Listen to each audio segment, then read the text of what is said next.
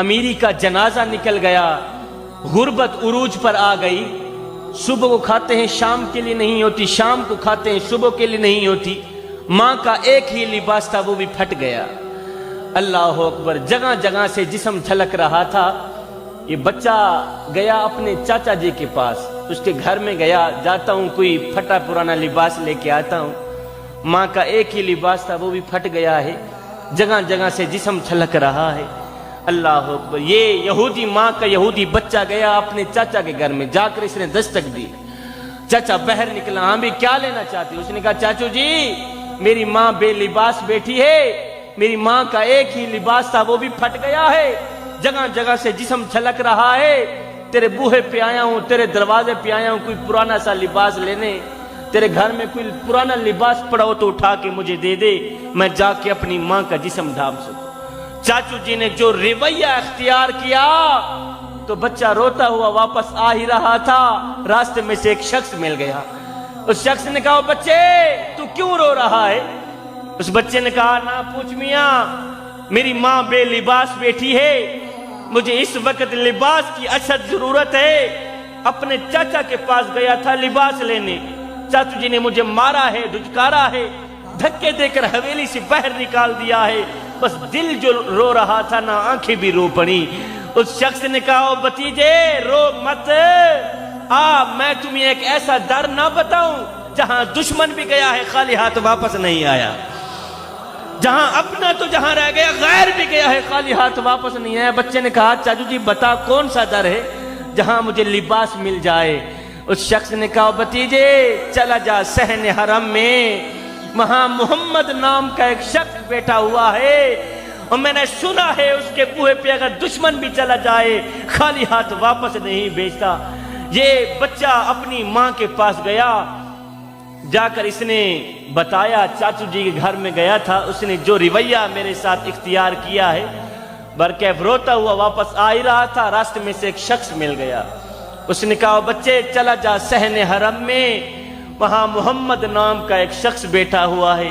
ماں نے کہا نہیں بیٹا، اس محمد نام کے شخص کے پاس تو نے نہیں جانا، میں نے سنا ہے کہ اس کے بوہے پہ اس کے دروازے پہ جو بھی چلا جائے نا اس سے کوئی بھی ملاقات کر لے وہ اگلے کا دھرم چھین لیتا ہے، اگلے کا مذہب چھین لیتا ہے، ایک بار دیکھتا ہے دھرم چھین لیتا ہے، کہیں ایسا نہ ہو ہمارے آباء و اجداد والا یہ جو مذہب دھرم یہ جاتا بھی نہ رہے۔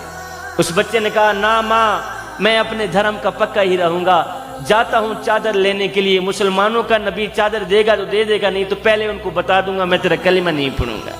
خیر یہ بچہ دوڑتا ہوا گیا، جب اس نے صحن حرم میں قدم رکھا تو میرے کریم نبی رحمت والی چادر اڑے ہوئے بیٹھے ہوئے ہیں۔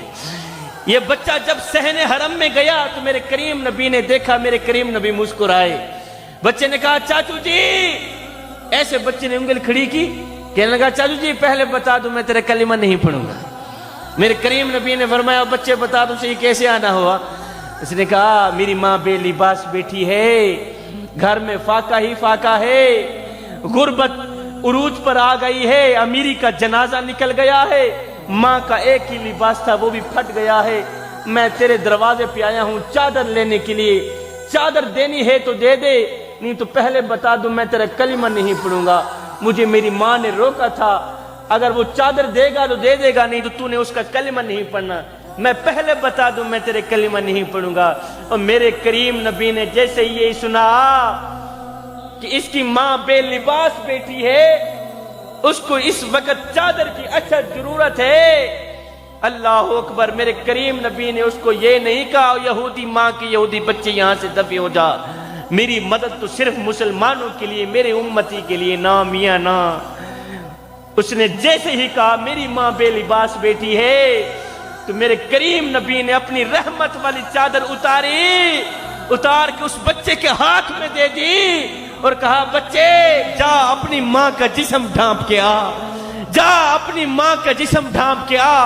اور بچہ دوڑتا ہوا گیا، ماں گھر میں لیٹی ہوئی تھی، بچے نے جا کر رحمت والی چادر جب ماں کے اوپر اڑائی، ماں کے دل کی دنیا بدل گئی۔ ماں نے کہا بچے وہ کہیں اپنا دھرم تو نہیں دے کے آ گیا؟ بچے نے کہا نہ ماں دھرم بھی بچا کے آ گیا ہوں، اللہ اکبر چادر بھی لے کے آ گیا ہوں، اے ماں تڑپ اٹھی، ماں رو کر کہنے لگی بیٹے تو چاچا کے پاس گیا تھا چادر لینے کے لیے، تجھے چادر نہیں دی تھی، اس نے دھکے دے کر حویلی سے پیر نکال دیا۔ ہے کتنا کریم ہے مسلمانوں کا نبی، وہ کتنا رحیم ہے مسلمانوں کا نبی۔ بیٹے اس نبی کو ماننا چاہیے، اس نبی کے دھرم کو بھی ماننا چاہیے، اس نبی کے مذہب کو بھی ماننا چاہیے، اس نبی کے خدا کو بھی ماننا چاہیے۔ کیوں؟ اس لیے کہ جو نبی غیروں کا اتنا خیال رکھتا ہے وہ نبی اپنوں کا کتنا خیال رکھتا ہے۔ اللہ جو نبی